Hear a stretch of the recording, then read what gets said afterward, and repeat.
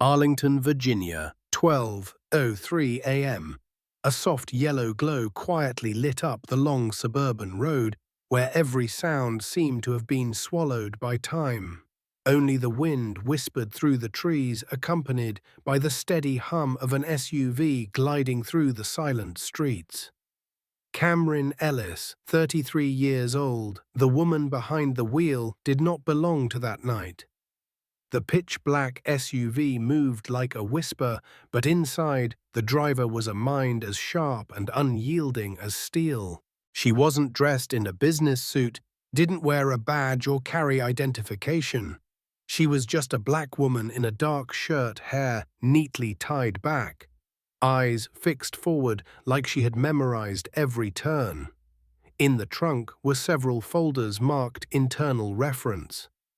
These were documents not meant for public eyes, and certainly not for the officers manning the checkpoint just a few blocks ahead. Cameron glanced at the clock. The minute hand had just swept past 12. She exhaled slowly, deeply. Not from exhaustion, but because she was moments away from completing a mission that had lasted nearly 4 months, infiltrating the police department of Arlington, a town with over 30 arrests of black individuals for drug-related offenses, but no traceable records of proper legal representation. A town filled with too many coincidences, and Cameron had been tasked with uncovering the truth behind them. She came to a perfect stop at an unlit intersection, her eyes flicking to the stop sign, glowing faintly in the headlights. No one was around, and there were no sirens or cameras. But still, Cameron brought the SUV to a full stop, held the brake for 3 full seconds, and then made a legal left turn. She knew that in places like this, the trap didn't lie in breaking the law. It lay in who was chosen to be checked. 3 turns later, red and blue lights flared behind her. Cameron didn't gasp. She wasn't surprised. Her eyes blinked once slowly. Then her hand calmly guided the vehicle to the curb. No rush, no panic. Every motion is deliberate, practiced like choreography. A flash beam hit her rearview mirror. A low male voice followed, "Ma'am, do you know why you were pulled over tonight?" Cameron lowered the window slightly. The flashlight scanned her face. She blinked once, then replied, "I wasn't speeding, and I made a full stop at the intersection. So, I'm not sure, officer." The tall man in a dark uniform, his eyes heavy with something unreadable, tilted his head. His nameplate read J. Blake. Behind him, a shorter, stockier officer was heading toward her trunk, G. Dawson. Blake smirked faintly. "You didn't come to a full stop at the intersection. That's a moving violation. And we'll need to conduct a little further inspection." Cameron didn't flinch. She retrieved her license and vehicle registration from the glove compartment with both hands. Every motion crisp, neither excessive nor lacking. Blake scanned the documents, his eyes flickering with suspicion. "You live around here?" "Yes." "The address is on the papers." At that moment, Dawson's voice rang from behind the SUV. "Jason, you should take a look at this." Blake frowned, nodded, and walked over. Cameron didn't turn her head, but her eyes glanced at the side mirror. Dawson was pointing at the trunk. There was something there, something that didn't belong to her. A chill crept down her spine, not fear, but the instinct of a trained operative snapping awake. She knew when she left home the trunk had been empty, and if something was in there now, it wasn't hers. "Step out of the vehicle, ma'am." Blake had returned. His eyes no longer masked intent. The command was firm, controlled. Cameron exhaled slowly, then opened the door and stepped out. No questions, no protest. Just a faint smile formed at the corner of her lips, and in her eyes a silent message. "You've just made a huge mistake." The trunk flew open with a dramatic lift from Greg Dawson. He stood, with one hip cocked, eyes staring inside, like he'd uncovered the scandal of the century. A few seconds later, he growled, "Jason, you seeing this? Looks like something white, real familiar." Inside, placed right at the edge of the trunk, was a small unmarked canvas pouch. Its mouth was slightly open, revealing a layer of white powder clumsily staged, so poorly planted it felt deliberate. Cameron stood 3 meters away. The breeze caught her coat but didn't move her expression. No fear, no shock, just recognition. She stared at the white powder as one might look at a foreign object that had no place in their world. "Looks like you're moving a little bit of late-night happiness," Dawson said with a smirk, voice laced with mockery. Jason Blake stepped closer, arms crossed over his chest. The way he looked at Cameron resembled how one sizes up a condemned case file. "Anything you want to declare?" Cameron tilted her head slightly. Her answer landed like a razor slipping through silk. Not loud, not angry, but unmistakably sharp. "I'll say what needs to be said. In the right place. To the right people." Jason laughed, unable to hide his irritation. "Oh, you'll get the chance. At your upcoming hearing. But for now." He pulled a pair of handcuffs from his belt, the metal glinting under the street lamp. "Cameron Ellis, you're under arrest for unlawful possession of a controlled substance with intent to distribute." Cameron didn't resist. She extended her hands forward, allowing Jason to cuff her. Her eyes held no submission, only the patience of someone who knew the storm wasn't the scariest part. It was what came after. Dawson clamped the cuffs tighter than necessary. But when he looked into Cameron's eyes, he hesitated for just 1 second. Her gaze held no confusion, no pleading, but a chill that made him feel like the one caught, not her. "You're making a big mistake," Cameron said, her voice low and steady, but with the force of an underground stream carving through stone. Blake stepped forward, touching her shoulder as if to assert control, though it was unnecessary. "We hear that all the time. Yet they all end up in the same prison cells." They escorted her to the patrol car, the back door already open like it had been waiting. Cameron bowed slightly to step in, hands cuffed behind her and her back straight. Not a word of protest, but inside her mind, the pieces were falling into place. There is no signage. The placement of the powder is too convenient. The 2 officers' movements were too smooth, too confident, and too unafraid of being caught. This wasn't their first time. This was a protocol, a staged routine perfected over time. As the vehicle rolled forward, Cameron looked out the window.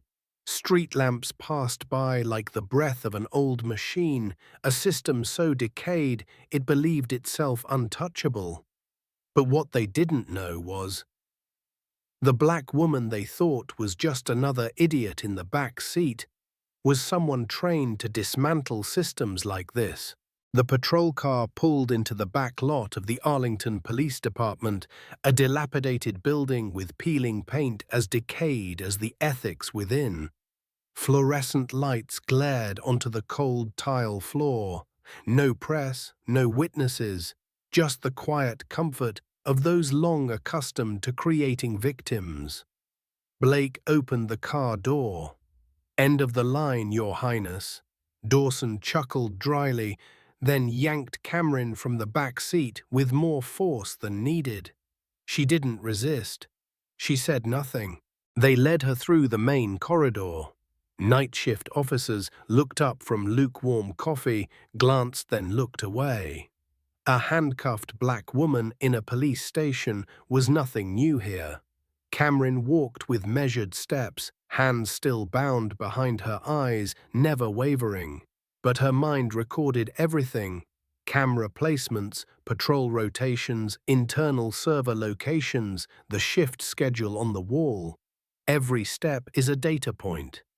Every glance reveals a vulnerability. Dawson dropped the white powder bag on the counter like a trophy. He looked around and called out loudly, "Caught a big one tonight." She didn't just run a stop sign, probably running a whole damn distribution ring. A few officers laughed. Only one did not, Ethan Riley, the young officer at the booking desk. He looked at Cameron and felt unsettled. She wasn't like the others he'd seen brought in. No panic, no resistance, no tears, just a stillness in her eyes like a lake before a storm. "Name?" he asked, hand slightly trembling as he positioned the fingerprint scanner. "Cameron Ellis," she replied, voice calm and precise. "Occupation?" Cameron paused, not from fear, but to choose a technically true lie. "Consulting," she said, legal enough, vague enough to avoid suspicion. Ethan nodded, but discomfort flickered in his expression. The file in front of him had too many blanks. There are too many unknowns, no prior record, and no criminal history. Real drug traffickers. Rarely came this clean. Cameron was escorted to a holding cell, a cold and bare cement room with grey-painted metal walls, a single bench, and a stainless steel toilet in the corner. The door slammed shut behind her, echoing like a sentence passed by unseen walls. She sat down, back straight, hands on her lap. No leaning, no groaning, no, "How long will I be here?" No, "Can I make a phone call?" Her silence made the entire station uneasy. In the break room, Jason Blake sipped his third cup of coffee. Who the hell does she think she is? An actress? No fight, no freak-out. Weird. Dawson shrugged. We've seen all kinds. She's just trying to save face. Blake shook his head, but a vague feeling was creeping in. Her eyes, though, they don't look like a criminal's. More like someone waiting for the right moment.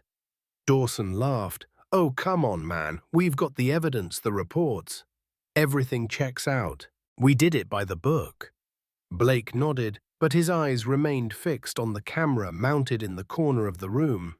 He didn't know that camera was part of a much larger investigation, and Cameron Ellis wasn't the subject. She was the one conducting the audit. In the holding cell, Cameron slowly closed her eyes. Not to sleep. She listened to the hallway radio, memorized the rhythm of patrol steps, and timed the intervals between officer appearances. Each minute, each breath laid the groundwork for what came next. Because she knew to take down a system, you had to learn it from within. And sometimes the only way to do that was to let yourself get locked inside it. In the cold grey cell, Cameron sat as still as a statue. The fluorescent light above buzzed, but she paid it no mind. Her eyelids opened slightly, tracking every motion in the corridor through the bars. She moved slowly, almost imperceptibly, when the patrolling footsteps faded down the hallway. Her hand slipped beneath the hem of her inner shirt, sewn into the lining, a device no larger than a coin. There was no light or sound, and it was undetectable by standard scanning tools. Encrypted tracking device, explicitly designed for deep-cover operatives. You can do this by holding a thumb on it for 3 seconds. There is no voice command, no return signal, just one single action. Click. Done. She leaned gently against the wall, eyes still half closed. Elsewhere in the city, in an unmarked office, a soft yellow light instantly turned green. A man in a dark suit with graying hair, reading files in the dead of night, looked up. Agent Michael Trent is the head of the Federal Undercover Task Force. Signal confirmed. Location: Arlington Police Department. It's her. He nodded to the ops team behind him, which included 3 people, a legal analyst, a systems technician, and a live data monitor. Prep everything. Wait for the second signal, then we move. No breach required, asked the youngest team member. Trent shook his head, eyes sharp as a blade. No, we're not just here to arrest. We're here to expose this entire system from the inside out. Back at Arlington PD, no one suspected a thing. Jason Blake still had his feet on the desk, casually scrolling through his phone. He smirked as Dawson recounted how easy the old cases were. But outside that room, Ethan Riley wasn't listening anymore. He stared at the file he'd entered just 30 minutes earlier. Cameron Ellis had no criminal record, no signs of drug use, no complaints from neighbors, and no one had ever seen her act suspiciously. Everything was too clean, too strange for someone arrested for intent to distribute narcotics. Ethan opened the reason for arrest section. Jason's notes appeared. Failure to stop at sign, nervous behavior, consented to trunk search, found unmarked white bag. He frowned. Nervous behavior, not once had she appeared scared in the 30 minutes since he saw her.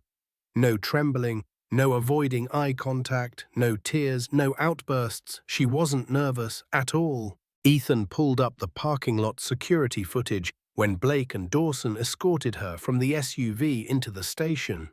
He watched closely. Just before Dawson opened the trunk, they exchanged a glance, a slight nod, as if they already knew what they'd find. Ethan's hand trembled slightly. He swallowed hard. Something was wrong. Very wrong. In the holding cell, Cameron remained still. But she knew the system had started to shift. She had risked everything to embed herself here. If her team hadn't received the signal, if she had been relocated, every observation and piece of evidence would have been useless. But she trusted them because they had never left her behind. Not once. At the FBI Operations Center, systems analyst Agent Rachel Lynn scanned the entire Arlington PD database. Blake and Dawson have a heavy arrest record, over 70 cases in 3 years. 93% were black individuals. 85% of those were for unlabeled drug bags found during stops. Michael Trent looked at the data chart and nodded slowly. I don't need more. We have the pattern.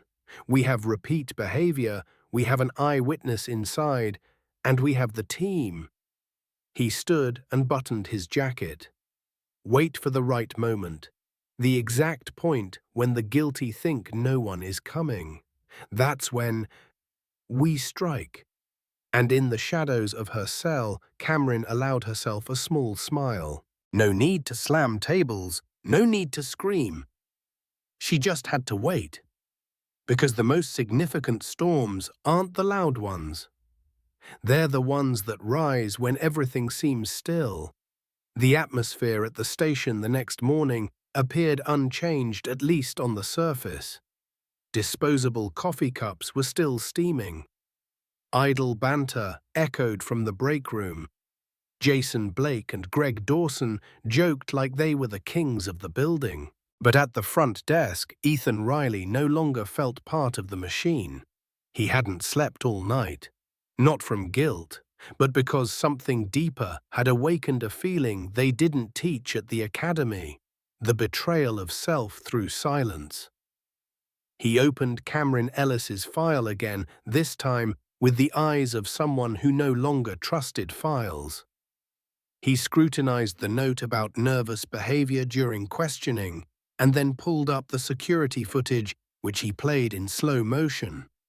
Nothing. Not a single sign of anxiety. Every answer, every glance from someone fully aware she was being tested, but not afraid of the result. He stood up and walked away from his desk. Instinct screamed, "Ask her." Cameron remained in the same posture in the cell, as if no time had passed in the last 8 hours. When Ethan appeared, hand resting on the bars, she looked up unsurprised, almost as if She'd been waiting for him. "I just need to ask you one thing, and I know it matters more than any file ever could." Cameron replied, no smile, no judgment. Ethan swallowed hard. "Did you actually consent to them searching your car?" She tilted her head slightly softly. "What do you think, Officer Riley?" The question wasn't meant to trap him. It was a mirror held up to his intuition. Ethan stared at her for a long moment. He exhaled, shaking his head. "I think something's off. You're not like anyone I've ever brought in." Cameron nodded slightly, then spoke slow and clear. "The truth doesn't need to shout. It just needs to outlast the lie." He stood in silence, then stepped back, visibly shaken. At that exact moment on the federal highway, 3 unmarked vehicles were approaching the city's edge. In the lead car, Agent Michael Trent spoke into the radio, "Target confirmed. Internal surveillance systems are temporarily compromised. Secondary signal from Ellis received at 05:37 a.m. Next to him, Agent Rachel Lynn nodded. "All field security devices are live. Video, audio, and hard drive extraction are running concurrently." Michael tightened his seatbelt, eyes cold as steel. When they believe they still have control, that's the moment they lose everything.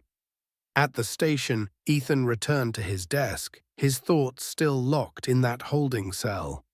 He reopened arrest records from the last 6 months, searching for the keywords J. Blake and G. Dawson.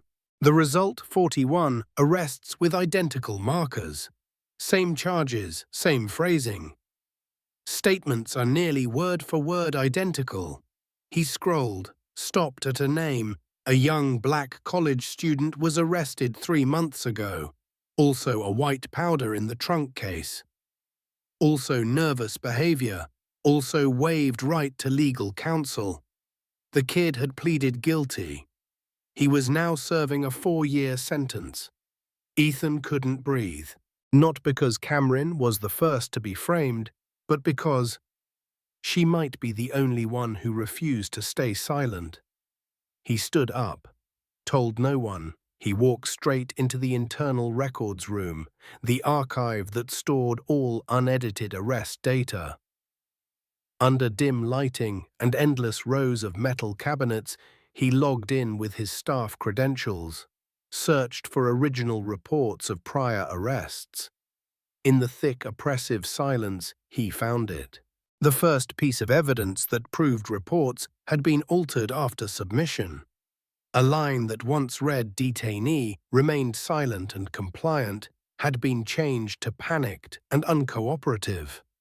Who made the edit, no name recorded, but the timestamp aligned precisely with Dawson's presence in the report room. Ethan's hand trembled, but this time not from fear. It was because the moment of decision had arrived.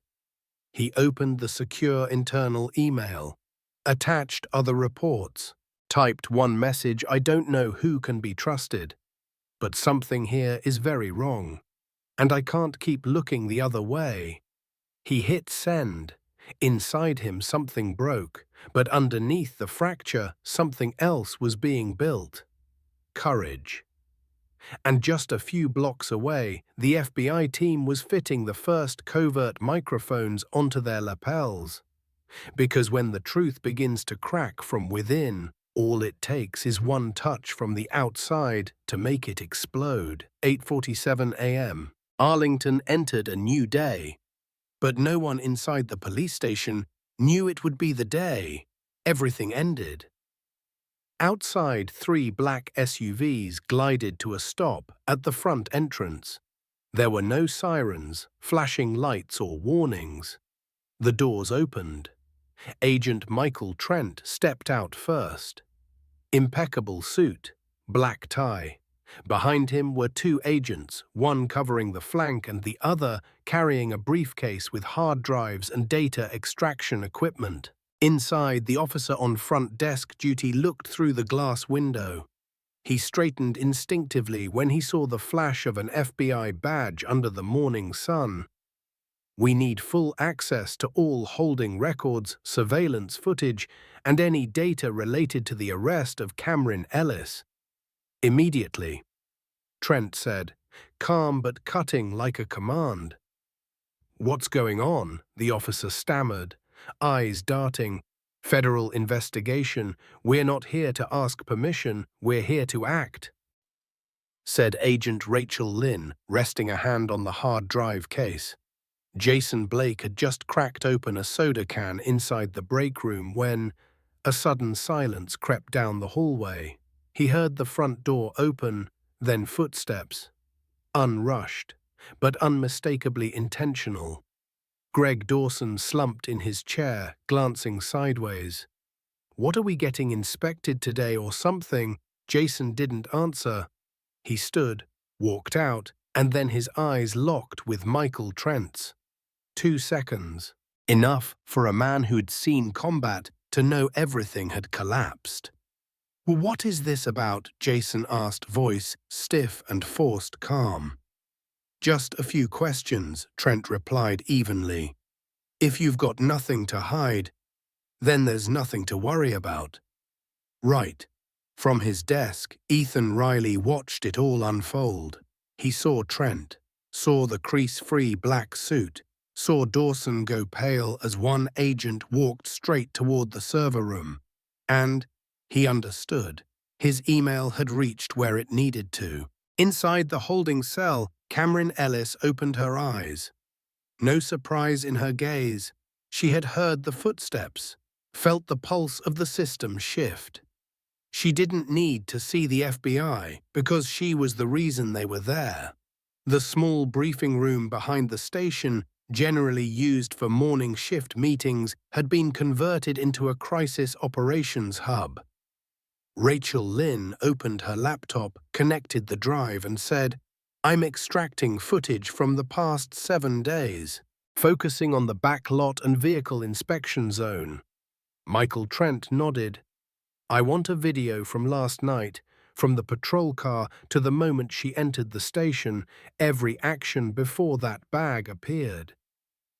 6 minutes later, the screen lit up. Jason and Dawson, whispering to each other, stood behind Cameron's SUV. Jason reached into his pocket and slipped something into the trunk. Dawson glanced around, then nodded. Crystal clear. Undeniable. Trent didn't say a word. He just turned to another agent. Bring them in. Now. Jason Blake and Greg Dawson were summoned in the hallway outside the briefing room. They had no idea there was a camera, no idea that there was audio recorded by the very device Cameron had carried with her the entire time. They only knew the feeling of walking into a room they no longer controlled. You'll want to have a lawyer, Rachel Lynn said quietly, though it might not help much. Outside, Ethan Riley stepped away from his desk. He caught Cameron's eyes just as another agent opened her cell door. They looked at each other for 1 second. She nodded, didn't smile, but her gaze said everything. You chose the right side. And the storm has begun. Inside the interrogation room, Jason and Dawson sat across from Michael Trent, a board behind him labeled Federal Interrogation Unit. Trent placed a stack of printed photos, screenshots from the extracted video on the table. Their hands placing the white pouch into Cameron's trunk. We have footage, we have statements, we have a 3-year pattern of misconduct. And now we have one more crucial piece of evidence, Trent said, pulling out a small recording device. The hidden mic Cameron had worn throughout her arrest. He pressed play, easy, just a little bag, drop it in the trunk. She didn't say a word. Dawson's voice. People like her never have anyone to back them up. Jason's voice mocking. Every word is a nail in their indictment. Jason looked down, no more words. Dawson sat frozen, then suddenly blurted, I was just following Blake's lead. He's the one who planted it first. Trent pressed his lips together. Thank you. That was more than a statement. That was a confession. The collapse wasn't loud. It wasn't violent. It simply broke piece by piece. 10:15 a.m. No one at Arlington PD was laughing anymore. No one cared for coffee, no more banter, no more jokes in the break room. The air had thickened like a storm about to break, but this storm brought no rain. It brought truth. In the interrogation room, Jason Blake sat motionless, lips pale. Sweat was forming on his brow.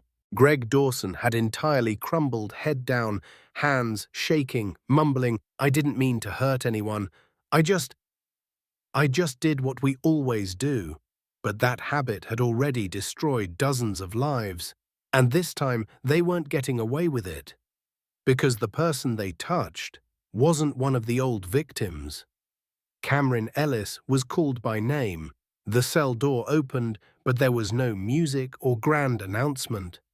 Just a young agent in a blue shirt, speaking softly, "Miss Ellis, you're being released, right now." Cameron stood. Her posture is unchanged. Back straight, gaze steady as ever. But inside her, something was being released. Not anger, but the weight of silence she had carried for years. She walked through the main hallway. Suddenly it felt more crowded than usual.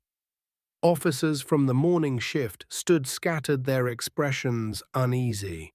Some who had once ignored her during intake now bowed their heads, not because she was CIA, but because they knew.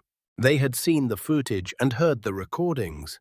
And more than anything, they understood the black woman they had once handcuffed was the one who opened the door for the truth to walk out of that station. At the front desk, Ethan Riley sat upright. His eyes met Cameron's again. This time she paused. They looked at each other without speaking. He opened his mouth to say something, but Cameron spoke first, gently. "You don't need to apologize. You stopped at the right moment. That's enough. To begin again." Ethan nodded, throat tight. In his eyes was gratitude. But not for an agent. For someone who hadn't abandoned the truth, even when she had to sit in a cell for it. At the end of the hallway, Agent Michael Trent stepped forward. "We've got everything we need. You don't have to stay here another minute." Cameron nodded. "Make sure this doesn't get forgotten." Trent replied without blinking, "It won't, not this time." That afternoon, Jason Blake and Greg Dawson were escorted out of the interrogation room. No one at the station approached them. No one said a word. Only the sound of the iron door opening and the soft clinking of handcuffs reminded everyone power is not permanent, and abusing it always comes at a cost. Cameron stood at the front steps of the police station, the same place she had entered hours earlier as a suspect. Now she stood at the edge between freedom and the wreckage of a system just unmasked. No cameras clicked, no reporters swarmed, but every eye was on her because this woman didn't claim justice through violence. She earned it through resolve. Across the street, the familiar black SUV waited. Cameron opened the door, stepped in, and never looked back. Behind her, the station door remained ajar. Ahead of her, an internal report was already being transmitted to the U.S. Department of Justice. And on midday news broadcasts, headlines began flashing, "FBI investigates corruption at Arlington Police. 2 officers arrested for evidence tampering. Victim turns out to be undercover federal agent. Dozens of past convictions ordered for review." But no one knew her real name. No one knew who Cameron Ellis was, where she came from, or where she was going. Because she never did it for fame. She did it for justice, and for those who had no voice. 3 days later, the walls of the Arlington Police Department were no longer silent. They started speaking through unsealed files, emergency meetings, and rushed calculated resignation letters. Within 72 hours, 7 officers left the force. Some resigned, others were suspended, pending investigation.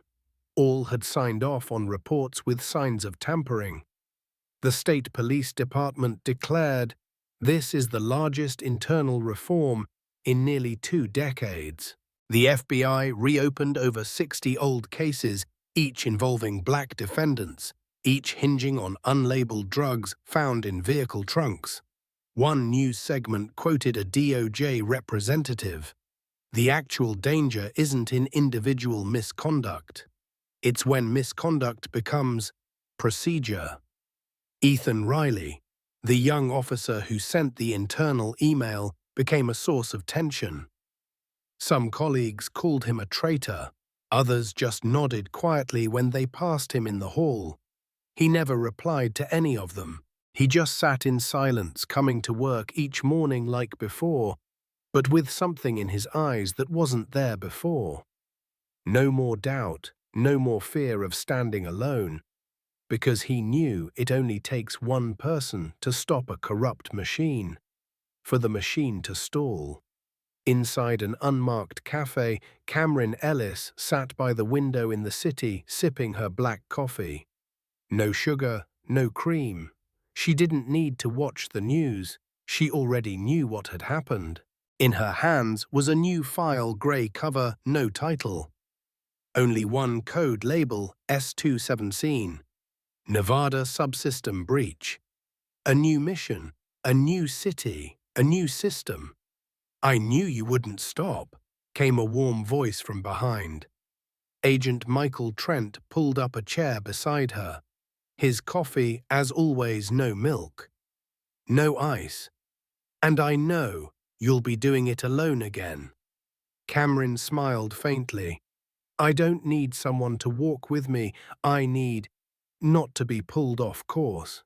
Trent nodded, his eyes drifting toward the window, where cars rushed by, unaware of who she was or what she had done.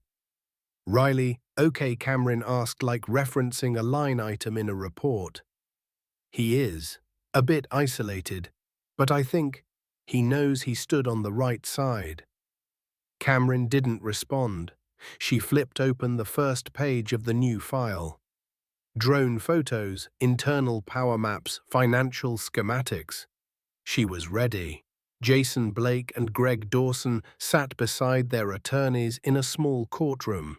No more uniforms, no more badges. The court read the charges: abuse of power, falsifying evidence, violation of civil rights, obstruction of a federal investigation. The news camera missed their full faces, but it captured the familiar look of men who once believed no one would ever challenge them. Months later, many people in the Arlington community, once convicted by tampered reports, had their cases reviewed. Some had charges dropped. Others received compensation. A few were invited to join efforts to reform the local police force. One college student, once framed, now returned to campus on a scholarship granted by a civil rights legal organization. He once said, "I never thought justice had a shape, but that day it looked like a black woman in handcuffs, sitting up straight, like she was waiting for someone to knock on the door." Cameron left the city without a sound. No farewell, no headlines, no viral clips. Only a short entry in an internal CIA document: Agent Ellis. Mission complete. Cleared for next deployment. In the hallway of the Arlington Police Department, once filled with mocking laughter, now hung a small plaque: "Falsifying reports is a criminal offense." And beneath it, written in pen by hand, someone had added, "And staying silent when you know it makes you an accomplice, ER." Somewhere at dusk on a federal highway, a black SUV rolled westward. The woman inside played no music. She made no calls. She only looked ahead, as if knowing that justice is not a destination, it is a journey, one that each person must choose to keep walking or to look away.